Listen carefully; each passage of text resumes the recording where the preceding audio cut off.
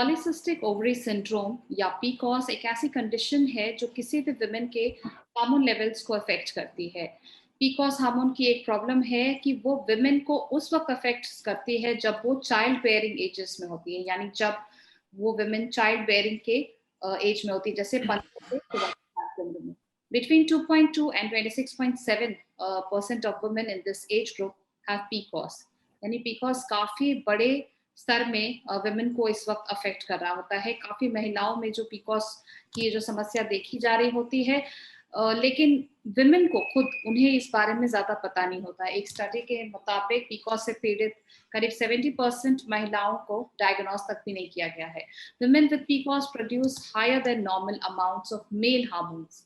यानी ये जो मेल हार्मोन्स जो जनरली मेल्स में पाए जाते हैं, विमेन में भी होते हैं, बट पीकॉस के कंडीशन में ये हार्मोन्स नॉर्मल लेवल से ज्यादा सीक्रेट होते हैं, और ये जो हार्मोनल इम्बैलेंस होता है, it causes the body to skip menstrual periods and makes it harder for them to get pregnant.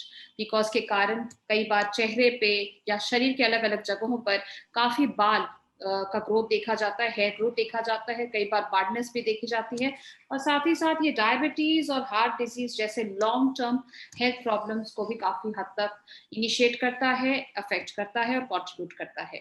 Birth control pills, जैसे आज के दिन में बहुत लोग इमरजेंसी कॉन्ट्रासेप्टिव पिल्स काफी यूज कर रहे होते हैं, बर्थ कंट्रोल पिल्स यूज कर रहे होते हैं, वो कई बार डायबिटीज की कुछ दवाइयां जो होती हैं, they can help and fix the hormone imbalance and improve these kind of systems.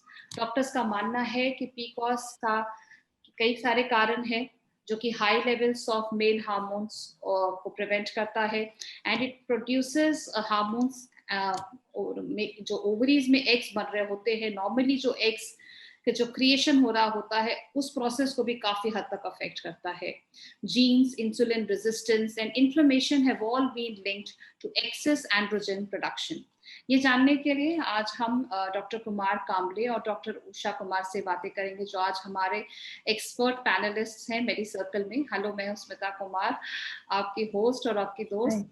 हर वक्त मेडी सर्कल में हमारे बिंदास बोल में ऐसे टॉपिक्स लेके आती हूँ जिसपे चर्चा तो कहीं तक कम होती है, साथ ही साथ जो काफी लोगों में देखे जा रहे होते हैं प्रॉब्लम्स, लेकिन कई बार लोग उनसे अनजान होते हैं, उन समस्याओं से, उन प्रॉब्लम्स, उन हेल्थ इश्यूज से वो अनजान होते हैं, और कई बार ये जो डायग्नोसिस होता है वो काफी लेट स्टेज में जाके होता है, जब कंडीशन काफी हद तक रिवर्सिबल नहीं रह जाती है। आज के हमारे चैट शो का जो टॉपिक है वो है अंडरस्टैंडिंग पॉलीसिस्टिक ओवरी सिंड्रोम, या कॉमनली जिसे हम पीकॉस कहते हैं। आज के हमारे दो पैनलिस्ट में हमेशा की तरह डॉक्टर कुमार कामले हमारे साथ मौजूद हैं, जो कि एक प्रोफेशनल सेक्सोलॉजिस्ट है, he is also a de addiction specialist, and doctor Usha Kumar, she is a principal consultant gynaec endoscopic and robotic surgery at Max Super Speciality Hospital. उन्होंने 10,000 से भी अधिक एंडोस्कोपिक सर्जरीज की है उन्होंने, और काफी एक्सपीरियंस है उन्हें इस फील्ड में। उन्होंने मैक्स साकेत हॉस्पिटल में भी लाइव सर्जिकल एंडोस्कोपिक वर्कशॉप भी की है। Hi, welcome both Dr. Usha and Dr. Kumar Kamble to MediCircle Bindaspur. Thank you so much, dear. It's nice to meet you here. Thank you so much for calling. Welcome all, and let's begin with this कि किस तरह से हम ये चर्चा आगे बढ़ाएंगे, ये जानने की कोशिश करेंगे कि पीकॉस क्या है और क्यों ये इतने हद तक बहुत सारे वुमेन में देखा जा रहा है कि उनके जो केसेस है वो काफी बढ़ते जा रहे हैं। शुरुआत करूंगी डॉक्टर उषा आपसे। आप हमें बताएं कि पीकॉस और पीकॉर्ड, इन दोनों में एक्चुअली डिफरेंस क्या है? कई बार लोग दोनों को एक जैसा समझते हैं, तो पीकॉस और पीकॉर्ड में फर्क क्या है डॉक्टर कुमार? एक्चुअली पीकॉस और पीकॉर्ड हम लोग सिनोनिमसली यूज करते हैं, तो sometimes we use PCOS, sometimes we use PCOD. Basically they say कि पीसीओडी अगर है तो वो थोड़ा इसका माइल्डर फॉर्म है। अगर ये कम सीवियरिटी के साथ है तो हम इसे पीसीओडी बोलते हैं। अगर ये फुल फ्लेजेड सिम्टम्स में है, पेशेंट को सारी प्रॉब्लम्स हो रही हैं जो कि यूजुअल प्रॉब्लम्स होती हैं कि उनको पीरियड्स कम आ रहे हैं या डिलेड पीरियड आ रहे हैं, 1 मंथ में नहीं आ रहे, 2 मंथ्स या 3 मंथ्स में पीरियड आ रहे हैं, या फिर उनको वेट गेन हो रहा है, वो कई सारे पेशेंट्स होते हैं रिप्रोडक्टिव एज में होते हैं, वो कंसीव नहीं कर पा रहे हैं, और जब हम उनका अल्ट्रासाउंड कराते हैं तो ओवरीज में छोटी छोटी सी सिस्ट बनी होती है। एक्चुअली ये सिस्ट नहीं होती है, ये बहुत छोटे छोटे एग्स होते हैं जो ग्रो नहीं कर पाए और जो रिलीज नहीं कर पाए हैं। तो तब उसको हम पॉलिसिस्टिक ओवेरियन डिसीज से सिंड्रोम कहना शुरू कर देते हैं। तो इसका थोड़ा जो हायर फॉर्म है, जो सीवियर फॉर्म है वो पीकॉस है, और जो उसका माइल्डर फॉर्म है वो पीसीओडी है। So that is the difference, and it's very common nowadays. You will not believe, like if I'm seeing 10 patients in my OPD, one of them is having this problem. So this is quite problem, and patients are really worried up. They are gaining weight, they are not having periods in the time, and the weight gain is also a little different sort of thing. It's not like the usual weight gain, because body में problem ये है कि hormonal imbalance हो जाता है। जो egg है, अगर ओवरी से रेगुलर एग रिलीज नहीं होता तो मेल हार्मोन्स बॉडी में ज्यादा बढ़ जाते हैं, फीमेल हार्मोन्स थोड़े से कम हो जाते हैं। तो मेल हार्मोन से रिलेटेड जो ओबेसिटी है, जो वेट गेन है, वो डिफरेंट है। उसमें आपको आपकी टमी पर ज्यादा फैट डिपॉजिट हो जाता है, आपके शोल्डर्स ब्रॉड हो जाते हैं, आपकी बॉडी में थोड़ा सा कलर चेंजेस होना शुरू हो जाते हैं, पिगमेंटेशन ज्यादा आ जाता है, आपको एक्ने, आपकी स्किन बड़ी ऑयली हो जाती है, क्योंकि ये सारे इफेक्ट जो है मेल हार्मोन्स के अंडर इफेक्ट होते हैं। तो पिंपल्स करके, एक्ने करके बहुत सारे पेशेंट्स आते हैं, they are so worried up, क्योंकि पिंपल्स किसी भी ट्रीटमेंट से जा नहीं गए होते हैं। तो और उनकी पीरियड्स की भी प्रॉब्लम होती है, और कई बार पेशेंट्स जो होते हैं वो बहुत कोशिश कर रहे हैं कंसीव करने का, but because of the PCOS और PCOD they are not able to conceive. So these problems are very useful. बिल्कुल। और डॉक्टर उषा, यहीं पर एक ऑडियंस का भी सवाल लेना चाहूंगी। उनका ये क्वेश्चन है कि वो जो पीकॉस बेली फैट है, उनसे वो छुटकारा कैसे पा सकती हैं, क्योंकि कई बार ये जो फ्लक्चुएशंस होते हैं हार्मोन्स में, सबसे ज्यादा वेट गेन होता है वो बेली यानी पेट पे हो जाता है, और वहाँ एक फैट जमा होने लगता है। डाइट में काफी चेंजेस करने के बाद, जैसे फाइबर इंटेक बढ़ाना या काफी मात्रा में प्रोटीन रिच फूड लेना, या जैसे कि कई बार लोग सजेस्ट करते हैं फर्मेंटेड फूड भी अच्छा है। डाइट से रिलेटेड चेंजेस के साथ साथ आप क्या सजेस्ट करेंगे जिससे वो इस पीकॉस बेली से छुटकारा पा सकते हैं? एक्चुअली ये बड़ी अनफॉर्चुनेट चीज है कि पीकॉस में जो बेली फैट होता है वो इट्स क्वाइट रेजिस्टेंट। पेशेंट आते हैं, वो कहते हैं डॉक्टर हम तो कुछ खाते ही नहीं है, हम तो बहुत कम खाना खाते हैं, जंक फूड बिल्कुल नहीं खाते, इतनी एक्सरसाइज करते फिर भी ये वेट नहीं जा रहा है। तो बेसिकली प्रॉब्लम, जो साइंटिफिक प्रॉब्लम है वो ये है इंसुलिन रेजिस्टेंस। सो इंसुलिन एक हार्मोन है हमारी बॉडी में जो ब्लड शुगर को कंट्रोल करता है। तो इंसुलिन से बॉडी रेजिस्टेंट हो जाती है। अगर हमको वन टाइम इंसुलिन चाहिए ब्लड शुगर कंट्रोल करने के लिए, तो पीसीओएस में वो 10 टाइम्स इंसुलिन चाहिए उसी सेम ब्लड शुगर को कंट्रोल करने के लिए। तो आई वुड सजेस्ट कि उनको एक बार गायनेकोलॉजिस्ट से जरूर कंसल्ट करना चाहिए। हेल्दी डाइट, रेगुलर एक्सरसाइज, ये तो है ही मस्ट। और अगर उनको गायनेकोलॉजिस्ट एक इंसुलिन सेंसिटाइजर पर भी डाल दे तो उससे बहुत फर्क पड़ता है, और उससे belly fat, all over body fat में बहुत फर्क पड़ता है। आई वुड से कि अगर वो जितना उनका बॉडी वेट है उससे वो सिर्फ 5% भी बॉडी वेट अगर कम कर लेती हैं तो सारी साइकिल रिवर्स हो जाती है, उनके ओवरीज से नॉर्मल एग बनने लग जाते हैं, क्योंकि सारा प्रॉब्लम ओवरीज के लेवल पर है। इंसुलिन रेजिस्टेंस होने से जो नॉर्मल एग एक ओवरी से हर मंथ बनता है वो एग रिलीज होना बंद हो जाता है, बॉडी में मेल हार्मोन्स बढ़ जाते हैं, फीमेल हार्मोन्स कम हो जाते हैं। तो insulin sensitiser, I am sure it helps a lot. और डॉक्टर उषा, हमारा अगला सवाल ये है कि महिलाओं के जीवन में पीकॉस किस तरह से चेंजेस लाता है और क्या इफेक्ट डालता है? देखिए, अगर वो यंग गर्ल्स हैं, अनमैरिड हैं, तो you can understand the teenager girls, they are gaining weight, and as I told you कि बॉडी जो वेट का डिस्ट्रीब्यूशन है, फैट का डिस्ट्रीब्यूशन भी बड़ा अजीब सा होता है। उनके एक्स्ट्रा हेयर आना शुरू हो जाते हैं फेस पर, बॉडी पार्ट पर, अनयूजुअल प्लेसेस पर हेयर आना शुरू हो जाते हैं, उनके पिंपल्स, एक्ने होना शुरू हो जाते हैं। तो वो बहुत परेशान होती है, उनको लगता है कि शायद उनके पीरियड्स रेगुलर नहीं हो रहे हैं, उसकी वजह से ये सब हो रहा है, which is I think fact as well. तो उनके पीरियड्स भी, वो लोग कंप्लेन करते हैं कि the periods are not coming every month, periods बहुत कम होते हैं, 2 to 3 months पर होते हैं, और अगर होते हैं तो या तो बहुत कम होते हैं और नहीं तो बहुत ज्यादा हैवी ब्लीडिंग होती है। दूसरा ये है कि अगर इस सिचुएशन को हम ट्रीट ना करें और उनको मेडिसिन पर ना डालें, वो वेट रिडक्शन और हेल्दी डाइट, रेगुलर एक्सरसाइजेस ना करें, तो अगर ये सारी प्रॉब्लम्स लॉन्ग टर्म तक चलती रहे तो उनकी लाइफ में एक पॉसिबिलिटी होती है कि उनको आगे की एज में उनको डायबिटीज होने की पॉसिबिलिटी होती है, उनको ब्लड प्रेशर ज़्यादा हाइपरटेंशन होने की प्रॉब्लम होती है। तो ये सारे बॉडी में कोलेस्ट्रॉल के लेवल बढ़ने लग जाते हैं, जो उनको एक तरह से रिस्क की सिचुएशन पर डालते हैं कि उनको बाद में हार्ट डिसीज भी हो जाए। तो ये बहुत सारे चेंजेस लाइफ में होने लग जाते हैं, और मुझे लगता है कि ये जितना जल्दी हम इस सिचुएशन को कंट्रोल कर सके, I think this is better for the patients. दूसरा ये है कि मैरिड विमेन आती हैं, मैंने जैसा बताया कि they are trying to conceive, they are taking so many medications but they are not able to conceive. और ऐसा भी स्मिता जरूरी नहीं है कि हर बार उनको वेट गेन ही होता है, पर वेट नहीं भी गेन हुआ फिर भी उनकी बॉडी में चेंजेस है। हम लोग हार्मोन चेक करते हैं तो हार्मोन इम्बैलेंस है, ओवरीज में पीसीओडी की पिक्चर है अल्ट्रासाउंड में, तो भी वो महिलाएं कंसीव नहीं कर पाती हैं। तो उनके लिए ट्रीटमेंट बिल्कुल दूसरा होता है। बहुत सारे डॉक्टर्स होते हैं जो उनको ओरल कॉन्ट्रासेप्शन पिल्स पर डालते हैं, बट आई स्ट्रांगली बिलीव कि until unless it is not required, contraception is not required, we should not be giving oral contraception pills because it's adding on the problem. अगर आप वैसे ही body weight gain हो रहा है, आप उनको oral contraception pills पर डाल दें तो उनका वेट गेन और भी ज्यादा हो जाता है, और ये बड़ी एक फ्रस्ट्रेटिंग सिचुएशन होती है पेशेंट के लिए।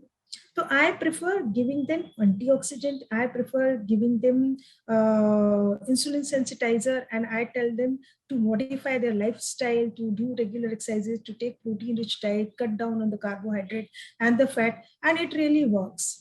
For the patients जो है मैरिड है और उनकी शादी को बड़ा 2 साल हो गए, 3 साल हो गए, पीसीओडी या पीसीओएस से सफर कर रही हैं और they are not able to conceive, उनके लिए जो ऑप्शंस है वो ये है कि सबसे पहले हम उनको ऐसी मेडिसिन देते हैं जिससे कि ओवरीज रेगुलर एग बनाना शुरू कर दें। हम उनको साइकिल मॉनिटर करते हैं, उनको फॉलिकुलर मॉनिटरिंग अल्ट्रासाउंड से जो हम एग मॉनिटरिंग की एक प्रोसेस होती है उस पर डालते हैं, और देखते हैं कि वो मेडिसिन जो हम दे रहे हैं वो एक्चुअली काम कर रही है या नहीं। तो अगर वो अच्छे से एग बनाना शुरू कर देती है, उनकी ओवरी से हर मंथ एक एग रिलीज होना शुरू हो जाता है, तो उनके कंसीव करने की भी बहुत बड़ी पॉसिबिलिटी हो जाती है। दूसरा ये है कि कुछ परसेंट होते हैं, 1 to 2% जो पेशेंट्स होते हैं, इन्हीं में से जो कंसीव करने की कोशिश कर रहे हैं पर मेडिसिन उनकी हेल्प नहीं कर पा रही। तो एक बहुत छोटा सा प्रोसीजर है जिसको हम कहते हैं लैप्रोस्कोपिक ओवेरियन ड्रिलिंग। ये बहुत माइनर प्रोसीजर है, बड़ा ऑपरेशन नहीं है इसमें, but of course we have to do it under anaesthesia, patient को एडमिट होना पड़ता है। इस प्रोसीजर में जो उनकी ओवरी में बहुत सारे एग्स हैं, जैसे मैंने बताया कि यूजुअली ओवरी में एक ही एग होता है, पर पॉलीसिस्टिक ओवेरियन डिसीज या सिंड्रोम में वही एक एग की जगह 15 to 20 एग्स होते हैं, और जो ओवरी के बिल्कुल आउटर सरफेस जो है वहां पर कलेक्ट हो जाते हैं और एक एग को रिलीज नहीं होने देते। तो लैप्रोस्कोपिक ओवेरियन ड्रिलिंग में हम लोग ये जो छोटे छोटे एग्स हैं उनको वहां से हटा देते हैं, 4 पंक्चर्स करते हैं 4 पॉइंट्स पर उनको, और वो जो छोटे एग्स हैं उनको डिस्ट्रॉय कर देते हैं, जिससे कि ओवरी में एक्चुअली जो नॉर्मल एग्स हैं उनको ग्रो करने के लिए स्पेस बन जाता है। And this is really very successful surgery. And I have seen, I think you believe or not believe, 80% of my patients, they do conceive within 6 months of the surgery. So this is very good treatment plan for such patients. And once they conceive, once they get delivered, most of the time this PCOD problem goes out. So this is a very good treatment for them. यहाँ पे एक दर्शक का सवाल भी add करना चाहूंगी doctor Usha, क्या एज के साथ ये जो बीमारी है वर्स होती जाती है? ये जनरली आपको देखा जा रहा है अर्ली बच्चों, मतलब काफी छोटे बच्चों में, टीन्स में, 13 साल के बच्चों में भी ये बहुत ही कॉमनली देखा जा रहा है। क्या उम्र के साथ ये बीमारी का इफेक्ट और खराब होते जाता है? गुड न्यूज ये है कि उम्र के साथ इसका इफेक्ट बीमारी वर्स नहीं होती। अगर पेशेंट को ये प्रॉब्लम है और हमने सही समय पर इसको ट्रीट कर दिया तो ये कंट्रोल हो जाती है। पूरी तरह से हम इसको क्योर नहीं कर सकते, ये लीप्स एंड बाउंड्स में आती जाती रहती है।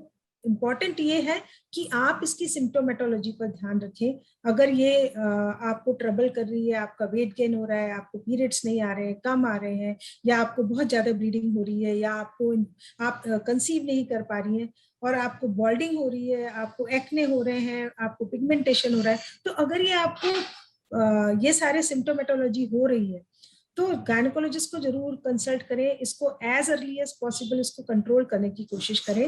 रीजन ये है कि इसके जो लॉन्ग टर्म इफेक्ट्स हैं, जो मैंने आपको बताया कि अगर ये बीमारी अनकंट्रोल लंबे समय तक चलती रहे तो इसके जो इफेक्ट्स हैं वो वर्स होते जाते हैं। पेशेंट्स, अगर कोलेस्ट्रॉल लेवल बहुत लंबे समय तक कोलेस्ट्रॉल, हाई कोलेस्ट्रॉल बॉडी में रहेगा तो वो, जैसा मैंने बताया कि उनको ब्लड प्रेशर होने की पॉसिबिलिटी है, उनको टाइप 2 डायबिटीज होने की प्रॉब्लम हो सकती है, उनको heart stroke, I mean heart attack and all these जो भी कार्डियोवास्कुलर इश्यूज हैं उन सब की प्रॉब्लम हो सकती है। सो इसके लॉन्ग टर्म इफेक्ट्स ज्यादा हैं। बिल्कुल। और डॉक्टर कुमार, पीकॉस आप जनरली हेल्थ में काफी सारे चेंजेस, बदलाव लाता है, काफी हद तक हेल्थ इश्यूज क्रिएट करता है। सेक्सुअल लाइफ या सेक्स लाइफ पे इसका क्या इफेक्ट होता है, और सेक्सुअल फंक्शंस में जो खासकर वो वुमेन जो पीकॉस से ग्रसित है, पीकॉस से जूझ रही होती हैं, उनमें सेक्सुअल फंक्शंस पे क्या असर डालता है?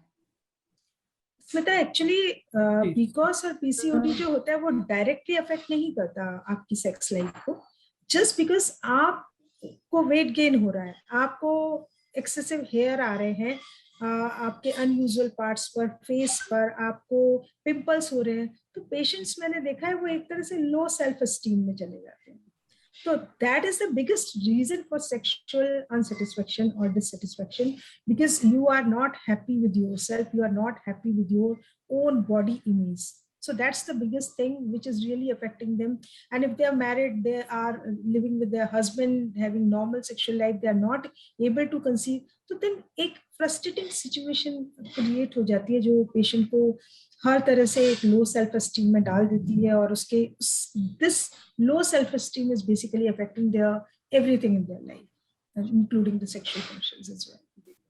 जी, और इसी में ऐड करते हुए कि जैसे लो सेल्फ एस्टीम जो है ये कई बार डिप्रेशन का एक और फीचर देखा गया है, और इसके साथ फिर जो होपलेसनेस आ जाता है कि अब होगा कि नहीं होगा, और कंटिन्यूस जो मूड जो होता है कई बार वो उदास रहता है।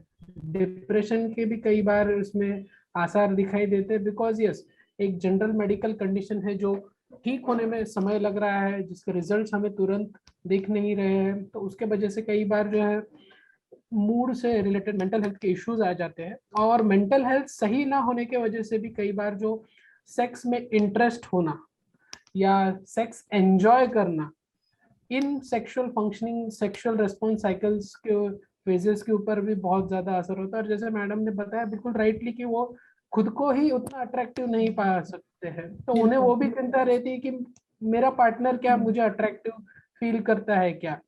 और जैसे बेसिकली मैरिड फीमेल्स में जो है पीसीओएस का ज्यादा importance is related to reproductive functioning, तो बच्चे ना हो रहे हैं तो उस समय पे सेक्सुअल फंक्शनिंग का जो ज्यादा इंपॉर्टेंस देखा जाता है वो हो जाता है रिप्रोडक्टिव फंक्शनिंग के लिए। प्लेजर के मामले में उसको कम इंपॉर्टेंस दिया जाता है, तो फिर रिप्रोडक्शन बरोबर से हो रहा है कि नहीं, बच्चे होंगे कि नहीं, उन सारी चीजों पे इतना ज्यादा फोकस आ जाता है, तो प्लेजर पार्ट जो है सेक्सुअल फंक्शनिंग का उसको कहीं ना कहीं क्या कहते हैं एक कम इम्पोर्टेंस दिया जाना शुरू हो जाता है। उसके वजह से ये जो ओवरऑल जो पहले सेक्स का एंजॉयमेंट हुआ करता था अब उसे वो ज्यादा एंजॉयमेंट नहीं रहता है। और साथ ही साथ जो हॉर्मोन्स है, हॉर्मोन्स का भी कुछ हद तक असर पड़ता है। डिजायर के ऊपर कुछ महिलाओं में असर पड़ता है, डिजायर के ऊपर कुछ महिलाओं में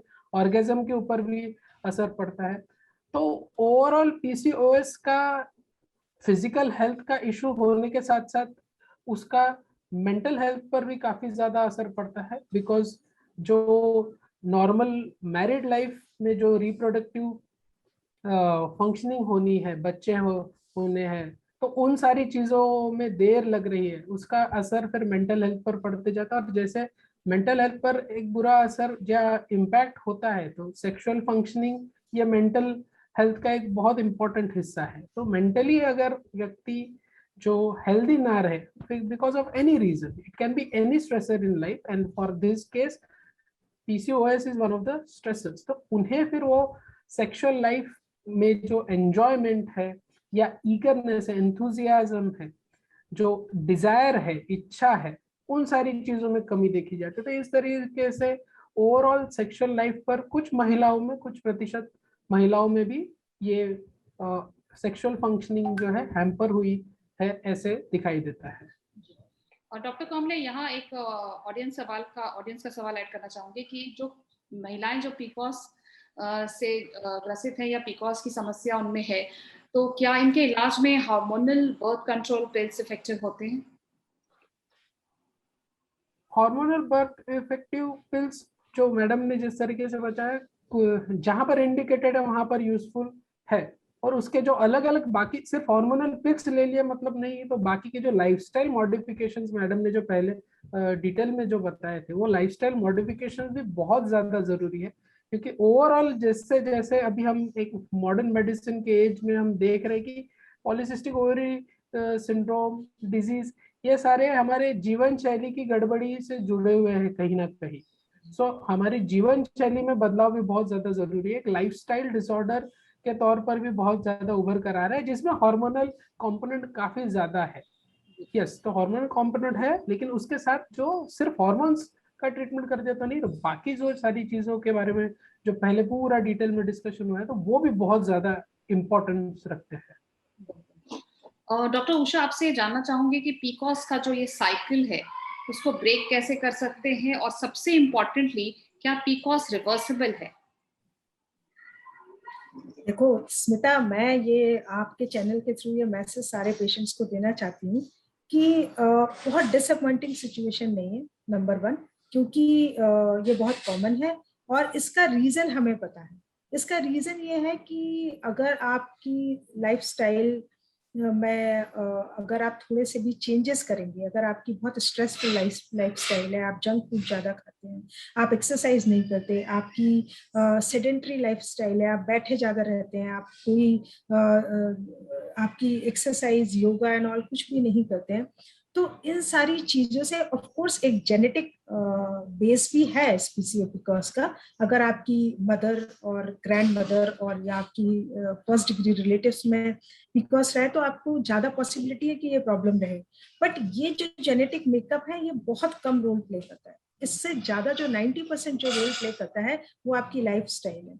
तो अगर आप अपनी तरफ से इनिशिएटिव लेके वेट रिड्यूस करने की कोशिश लें, ऑफ कोर्स वेट लूज करना इजी नहीं होता है, जैसा मैंने आपको बताया, तो आप गायनेकोलॉजिस्ट की आप कंसल्ट करें, वो आपको इंसुलिन सेंसिटाइजर पर डालें। इंसुलिन सेंसिटाइजर के साथ अगर आप कोशिश करें कि आप वेट रिड्यूस करें, आप अपना डाइट स्केड्यूलिंग कराएं और आप रेगुलर एक्सरसाइजेस करें, बहुत ज्यादा नहीं, अगर आप जैसा मैंने बताया कि 5 kg weight loss it makes a difference.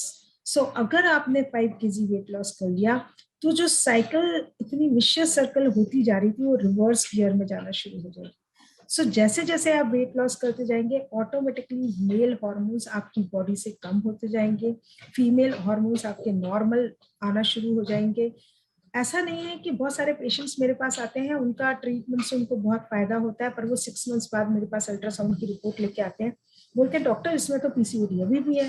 पर उस पर मत जाइए, पीसीओडी की पिक्चर उसमें रह सकती है अगले 3 साल तक, 5 साल तक, 10 साल तक, लेकिन अगर वो हार्मोनली आपको अफेक्ट नहीं कर रहा तो उसका कोई मीनिंग नहीं है। पीसीओडी की पिक्चर रह सकती है, अगर आपने वेट लॉस कर लिया वो रिवर्स गियर में चला जाएगा, आपके नॉर्मल हार्मोन्स आ जाएंगे, आपका ओव्यूलेशन नॉर्मल हो जाएगा, आप कंसीव कर सकती हैं। सो इसमें बहुत 90% जो रोल है वो आपकी लाइफस्टाइल मॉडिफिकेशन पर है, जिसमें मैंने आपको पहले बताया कि आप रेगुलर एक्सरसाइजेस जरूर करें, अपनी डाइट पर बहुत ध्यान दें।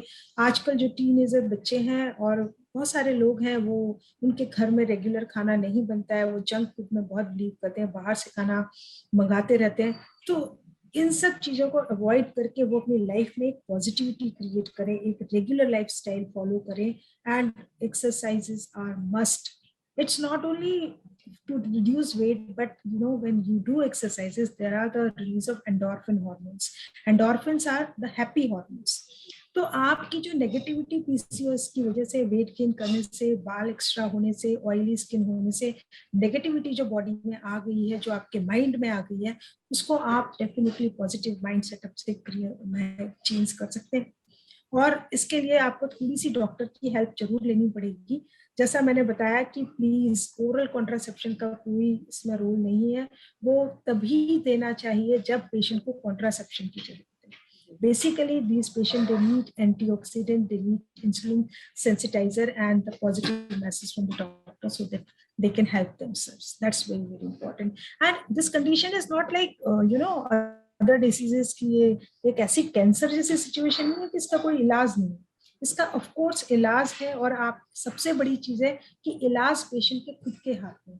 तो अगर वो इनिशिएटिव लेके ये कोशिश करें, डॉक्टर की मदद से वो अपना वेट लॉस करने की कोशिश करें, then everything is going to be fine. And I have seen patients जिनका वेट लॉस हुआ, उनका नॉर्मल प्रेगनेंसी हुई, and most of the time after pregnancy and delivery they don't care for the PCOS, and वो होता भी नहीं PCOS. तो वो नॉर्मल साइकिल अपने आप से ओवरीज अपने रूटीन साइकिल में आ जाती है and it gets over.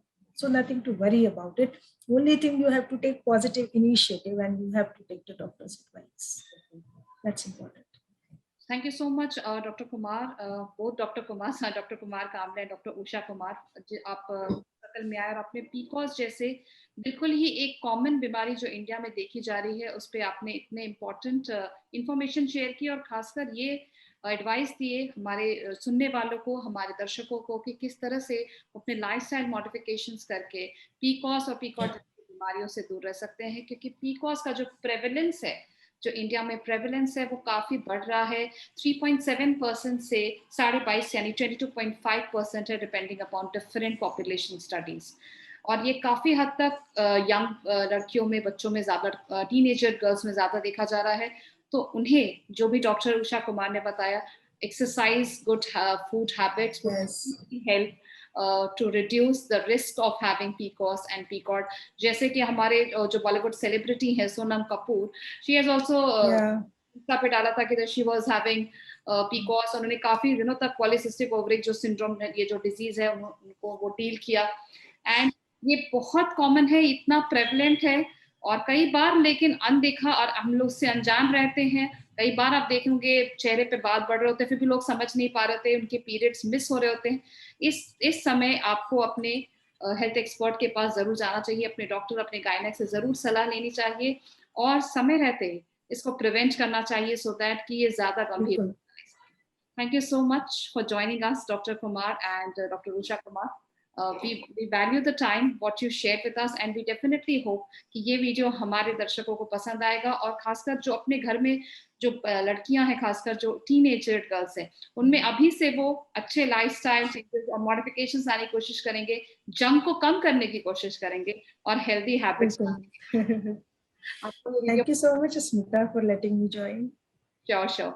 If you like this video, do like and share, and ज़्यादा से ज़्यादा अपने फ्रेंड्स में से सर्कुलेट करें, सो दैट कि वो भी इसके PCOS से होने वाले जो गंभीर रिपरकशंस है उनके बारे में जान सके, और उन्हें कैसे प्रिवेंट कर सके हैं, वो डॉक्टर्स की एक्सपर्ट एडवाइस को अपना के अपनी लाइफ को और हेल्दी बना सके। Thank you for watching.